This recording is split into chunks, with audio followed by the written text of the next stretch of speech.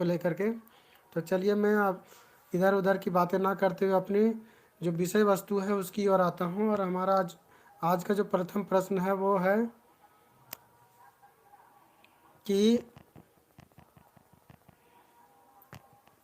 माँ ने कहा, पानी में झांक कर अपने चेहरे पर मत रीझना। आग रोटियां सेकने के लिए है, जलने के लिए नहीं। वस्त्र और आभूषण शाब्दिक भ्रमों की तरह बंधन है स्त्री जीवन के। माँ ने कहा, लड़की होना पर लड़की जैसी मत लड़की जैसी दिखाई मत देना। तो इसका जो हमको भावार्थ समझना और भावार्थ के बाद इसमें कुछ प्रश्न हैं उसको बताना है। तो इसका भावार्थ यहाँ है कि कवि कहता है इस कविता में, कन्या की माँ ने कन्यादान करते हुए अपनी बेटी को सीख दी कि बेटी, तू ससुराल में जाकर अपने सौंदर्य पर मुग्ध होकर ना रहना। दर्पण में अपना चेहरा देखकर उस पर ही प्रसन्न ना रहना।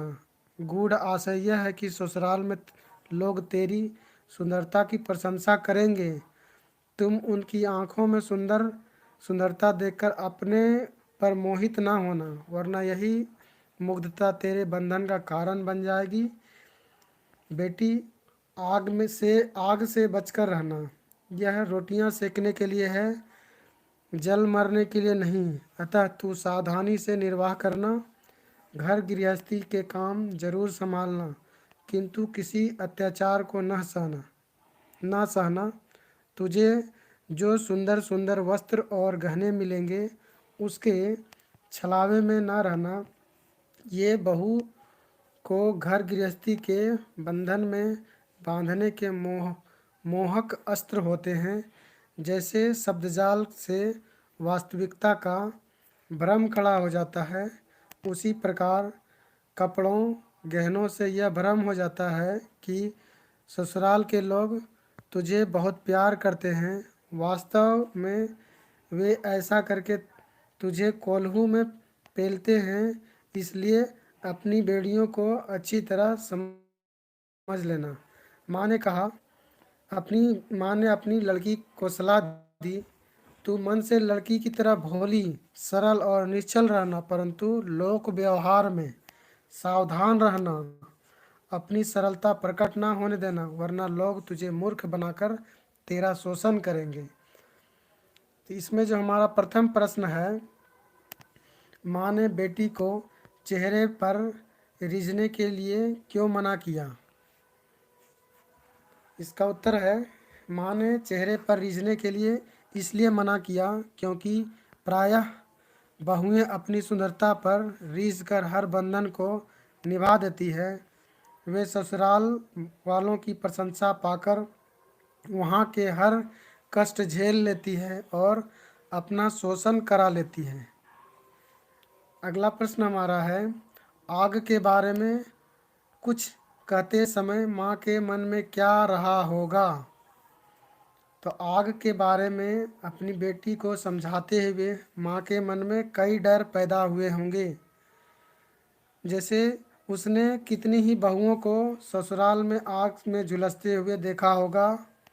अतः उसे डर लग रहा होगा कि कहीं बेटी के ससुराल वाले उसे भी दहेज के लिए या दबाने के लिए आग के हवाले ना कर दें। नेक्स्ट जो प्रश्न है, शाब्दिक भ्रम से आशय क्या है? इसकी समानता किससे की गई है? तो शाब्दिक भ्रम का आशय है शब्दों के द्वारा किसी अवास्तविक वस्तु को वास्तविक सा दिखा देना। शब्दों से ऐसा वर्णन करना कि कोई नाचीज वस्तु या नाचीज बहुत बड़ी चीज़ दिखाई दे, कोई कल्पना वास्तविक दिखाई दे। इसकी समानता बहू को मिलने वाले सुंदर कपड़ों और गहनों से की गई है। ये भी बहू के मन में भ्रम पैदा करते हैं कि उसके ससुराल वाले उसे सचमुच प्यार करते हैं। अगला प्रश्न हमारा है कि आपके विचार से माँ ने ऐसा क्यों कहा कि लड़की होना पर लड़की जैसी मत दिखाई देना? तो माँ चाहती है कि उसकी बेटी स्वभाव से सरल, भोली और कोमल बनी रही। वह दुनियादारों जैसी वह दुनियादारों जैसी स्वार्थी, चालाक और झगड़ालू ना बने, परंतु साथ ही वह उसे शोषण से भी बचाना चाहती है। वह चाहती है कि उसके ससुराल वाले उसकी सरलता का गलत फायदा ना उठाएं, उस पर अत्याचार ना करें। इसलिए वह कहती है कि उसकी लड़की लड़की तो बने किंतु लड़की जैसी दिखाई ना दे। अगला प्रश्न हमारा जो है, माँ को अपनी बेटी अंतिम पूंजी क्यों लग रही थी? तो माँ ने बेटी को क्या क्या सीख दी है? तो माँ ने बेटी को क्या क्या सीख दी थी? तो इसमें दिया, या कन्यादान कविता में कवि को क्या सीख दी गई है? माँ ने बेटी को निम्नलिखित सीख दी। कभी अपनी सुंदरता और उसकी प्रशंसा पर ना रिझना। दूसरा, घर गृहस्थी के सामान्य कार्य तो करना किंतु अत्याचार ना सहना। तीसरा, कपड़ों और गहनों के बदले अपनी आज़ादी ना बेचना, अपना व्यक्तित्व ना खोना। अगला है, अपनी सरलता और भोलेपन को इस प्रकार या इस तरह प्रकट ना करना कि लोग उसका गलत ढंग से लाभ उठाएं। आपकी दृष्टि में कन्या के साथ दान की बात करना कहाँ तक उचित है? कन्या के साथ दान करना, शब्द प्रयोग करना, यह शब्द प्रयोग सम्मान बोधक नहीं है। इससे प्रतीत होता है कि मानो कन्या कोई वस्तु है जिसे दान किया जा सकता है। मानो कन्या बेजान है, व्यक्तित्वहीन है, उसकी अपनी कोई इच्छा ही नहीं है। इस शब्द प्रयोग से ऐसा लगता है कि मानो कन्या दान करने के बाद कन्या के माता पिता के साथ उसका कोई संबंध ना रहा हो, वह पराई हो गई हो। इस प्रकार ये दोनों ही अर्थ अनुचित हैं। कन्यादान का दूसरा पक्ष भी है। भारत में दान की बड़ी महिमा है।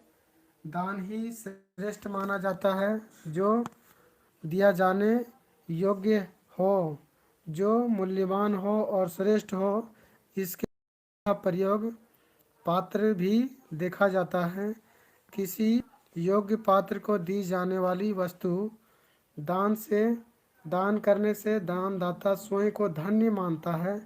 इस दृष्टि से कन्यादान मनुष्य द्वारा दिया गया श्रेष्ठतम दान माना जाता है। जब व्यक्ति श्रेष्ठ संस्कारों से पाली गई अपनी कन्या को उसके ससुराल वालों को सौंपता है तो वह धन्य हो जाता है। यहाँ कन्यादान करना सर्वोत्तम माना जाता है। अगला प्रश्न हमारा जो है वो दिया गया है कि कन्यादान कविता का संदेश क्या है? तो कन्यादान कविता नारी जागृति से संबंधित है।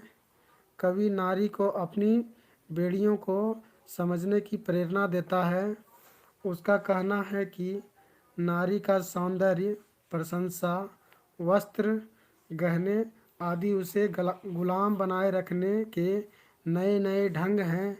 नारी इन्हीं जालों में फंसकर अपना व्यक्तित्व खो बैठती है। कभी कभी वह पुरुषों द्वारा जला भी डाली जाती है। यदि नारी अपनी कमजोरियों के प्रति सचेत हो जाए, अपनी कोमलता और सरलता के प्रति सजग हो जाए तो वह शक्तिशाली बन सकती है। तो आज मैंने आपके समक्ष कन्यादान से संबंधित जो महत्वपूर्ण प्रश्न थे उसको रखा।